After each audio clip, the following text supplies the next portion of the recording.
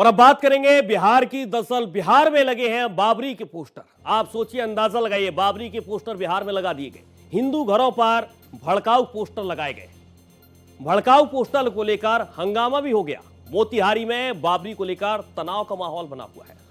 तो दूसरे तरफ बंगाल में नई बाबरी बननी चाहिए, इस बात का भी जिक्र किया जा रहा है। बाबरी मस्जिद बननी चाहिए, ये किसी और का कहना नहीं है, बल्कि जेडीयू के सांसद भी कह रहे हैं। सबको जीने का अधिकार है, जेडीयू के सांसद का ही मानना है, और इसीलिए वो ये कह रहे हैं कि बाबरी मस्जिद बननी चाहिए।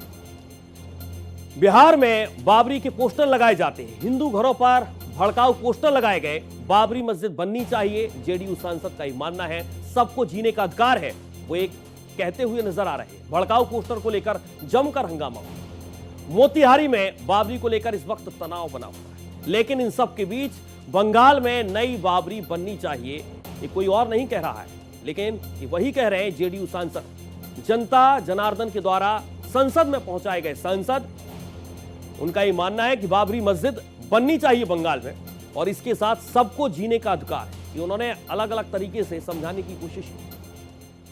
अब आपको हम समझाने की कोशिश करते हैं कि जो पोस्टर लगाए गए हैं उनमें क्या लिखा गया है। आप सोचिए, 6 दिसंबर 1992, तारीख आपको याद होगी कि इस दिन क्या हुआ, लेकिन 6 दिसंबर 1992 कहीं हम भूल ना जाएं, ये उकसाने के पोस्टर लगाए गए, एक प्रेशर बनाने की कोशिश की जा रही है, और ये तारीख बाकायदा इस पोस्टर में चस्पा की गई है। 6 दिसंबर 1992 कहीं हम भूल ना जाएं, एक नारा भी लिखा गया है, और एक उकसाने वाले पोस्टर हैं। 6 दिसंबर 1992 की तारीख को लिखकर ये पोस्टर लगाए गए, और आप अंदाजा लगाइए, ये पोस्टर लगाता हुआ एक युवक आपको नजर आ रहा है, और यही पोस्टर जो इस वक्त चर्चा का विषय बने।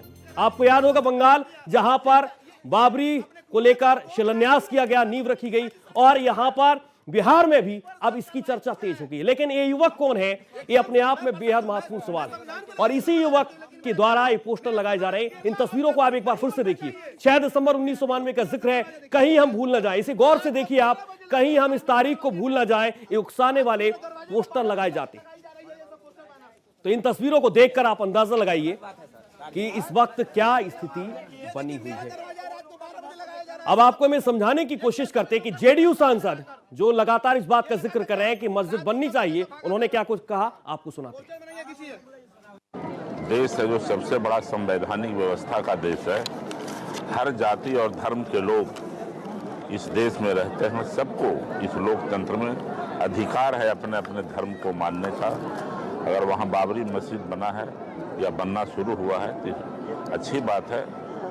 जो लोग उस धर्म के मानने वाले लोग हैं उनके लिए तो अच्छा जरूर है। बताया जाता है कि बाबर आतताई था, यही कारण है कि उसका जब बाबरी मस्जिद बन गई तो उसका विरोध हो रहा है, तो आप समर्थन में है या?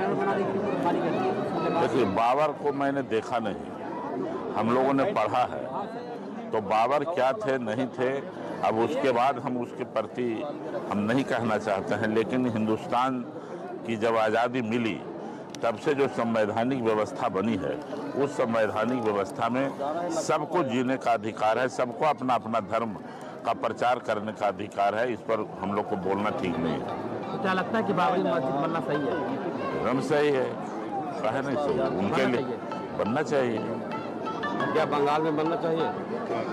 बनना चाहिए, उसमें क्या दिक्कत है। वहाँ के मानने वाले लोग हैं, सारे मुस्लिम धर्म के लोग मना रहे हैं, तो बनना चाहिए, उसमें क्या दिक्कत है।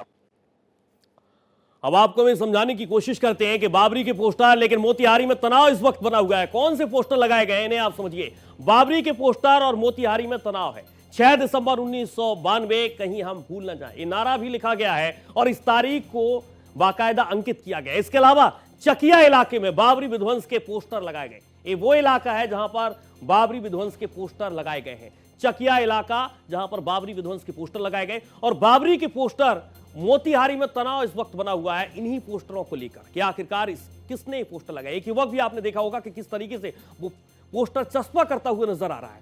बाबरी की तस्वीर के साथ उकसाने वाला संदेश यहां पर देने की कोशिश की है, और इस उकसाने वाले संदेश में क्या लिखा है कि कहीं हम भूल न जाएं 6 दिसंबर 1992। यही उकसाने वाला वो संदेश लिखा गया, और इसी के साथ तमाम तरीके के सवाल उठ रहे हैं कि आखिरकार कौन ये भड़का रहा है, वो कौन से लोग हैं, वो कौन सी गैंग है जो इस ओर इशारा कर रही है कि पोस्टर में लिखा गया 6 दिसंबर 1992 कहीं हम भूल ना जाएं। और इसी संदेश के साथ, इस उकसाने वाले संदेश को लेकर तमाम तरीके के सवाल उठ रहे हैं। अब आपको हम समझाने की कोशिश करते हैं कि बंगाल से बिहार का क्या कनेक्शन है। इस महत्वपूर्ण ग्राफिक्स के जरिए आप समझने की कोशिश करिए और हम आपको समझाते हैं कि बाबरी वायरस कहां तक फैल गया है। ये वायरस है और ये वायरस बंगाल से निकला और बिहार तक अब जा पहुंचा है। 3 बाबरी का प्लान है, हुमायूं कबीर का ऐलान है।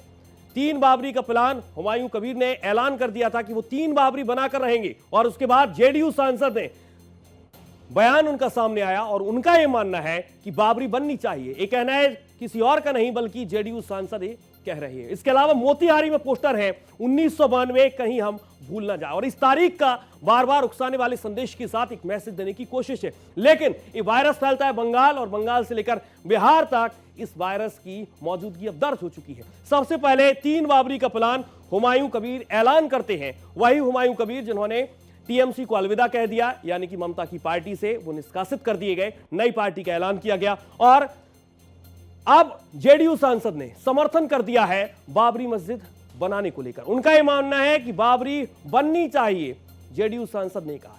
तीसरी महत्वपूर्ण बात है 6 दिसंबर 1992 और एक उकसाने वाला संदेश जिसका मैं बार बार जिक्र कर रहा हूं, कहीं हम भूल ना जाएं। और इसी संदेश के साथ अब तमाम तरीके के सवाल उठ रहे हैं और इसीलिए हमें कह रहे हैं कि बाबरी वायरस बहुत ज्यादा बंगाल से आगे निकलकर बिहार तक फैल चुका है।